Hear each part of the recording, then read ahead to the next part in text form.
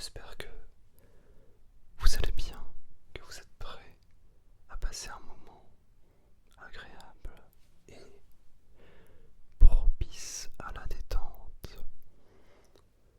Et quant à nous, on démarre avec cette vidéo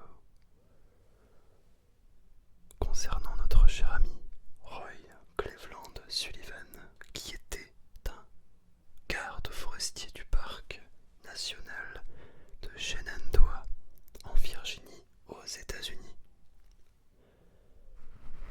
Au cours de sa vie, Roy a été frappé par la foudre à 7 reprises et a survécu à 12.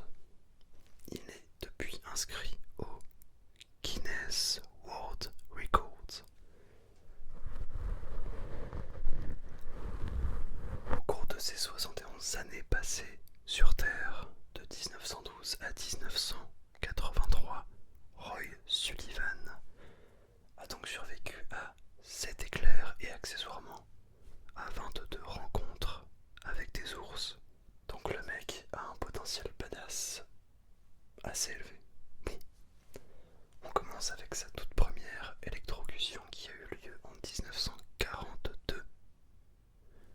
Donc la première fois que Sullivan est frappé par la foudre, c'est près d'une tour d'observation des incendies. Très précisément en avril. À l'époque, il travaillait déjà comme garde forestier dans le parc national de Shenandoah, dans l'état de Virginie.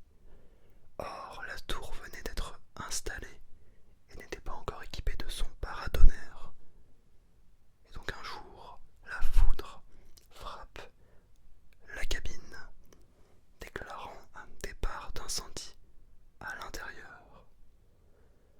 Surpris, Sullivan prend alors ses jambes à son cou, normal, mais il n'est pas assez rapide. Quelques secondes seulement après avoir quitté cette tour, il essuie son premier coup de foudre et le plus douloureux d'après lui. Une partie de sa jambe est alors brûlée.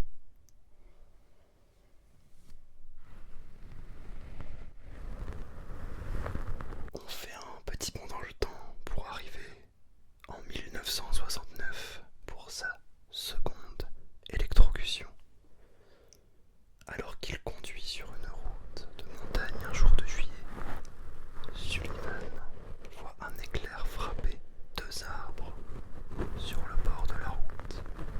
A noter qu'en fait, la carrosserie métallique d'un véhicule protège normalement l'être humain des coups de foudre, puisqu'il agit comme une cage de Faraday. Mais malheureusement pour notre bon Sullivan, les 2 fenêtres avant de sa voiture étaient ouvertes. La foudre est donc parvenue à pénétrer l'intérieur de son véhicule par une fenêtre et puis est ressortie par la seconde, brûlant au passage ses cils et sourcils.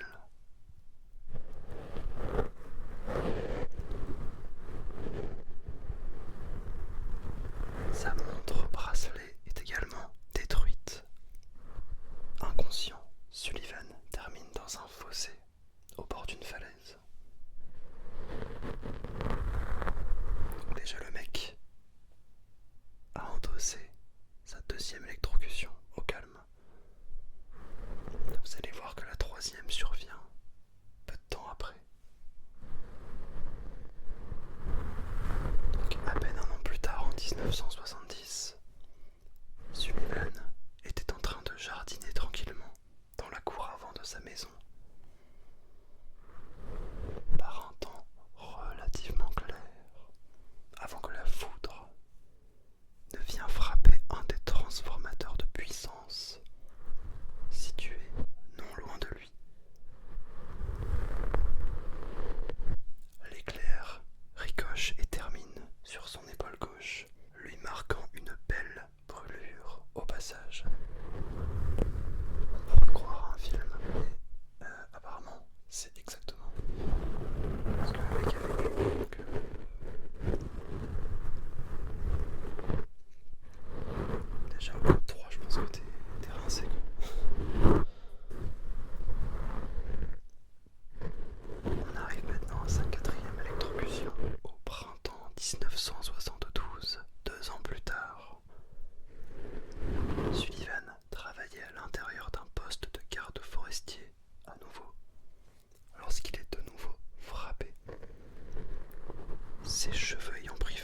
il se précipite aux toilettes pour étouffer les flammes avec une serviette humide.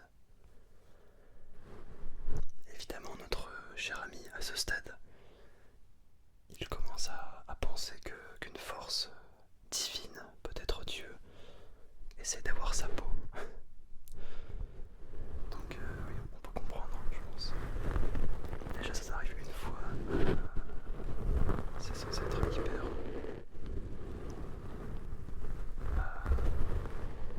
rare quoi.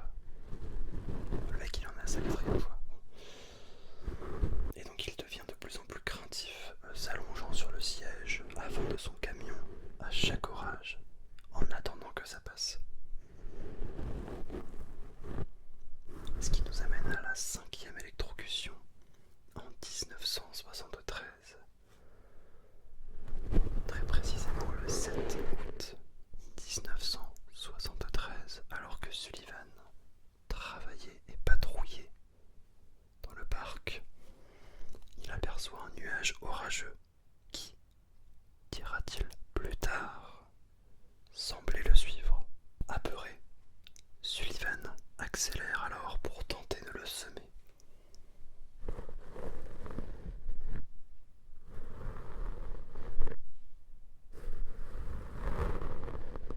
Alors même qu'il se sentait finalement en sécurité, il décide de quitter son camion.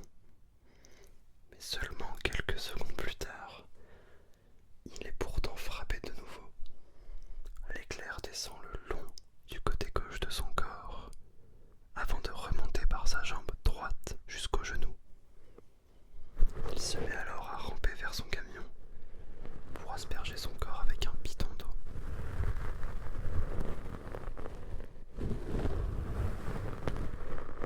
Non mais t'imagines le mec en plus, il devait être tout seul à vivre ça. Ça devait être un rêve, un cauchemar plutôt, un cauchemar réveillé quoi. Ça me paraît complètement dingue.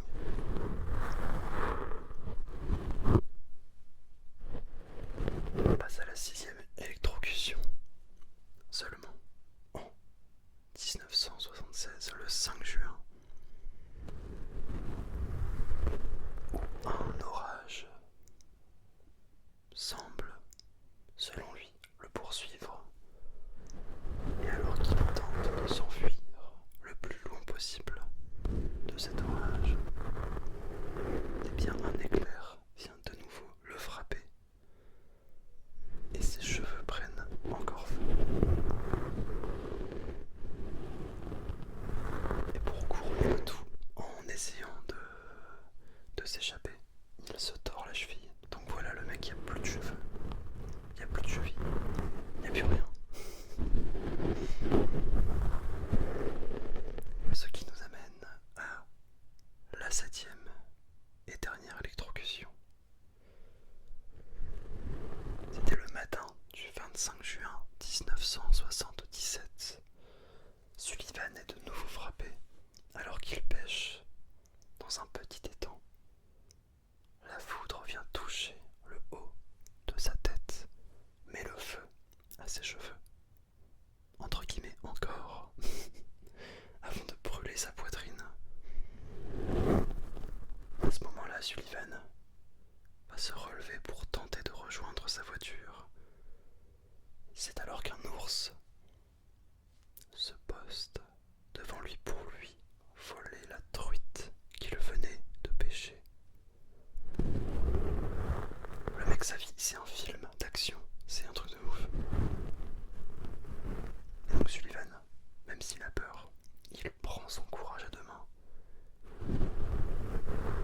Il se munit d'une branche d'arbre solide et frappe l'animal, le faisant fuir.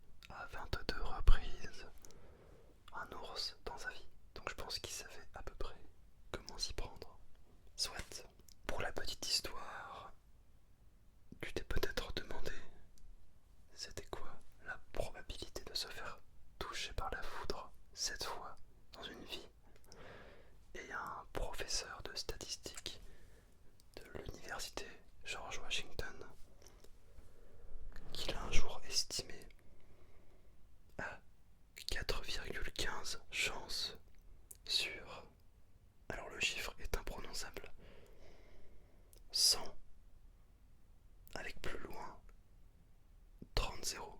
Je te mettrai le chiffre à l'écran. Mais c'est tout petit quoi.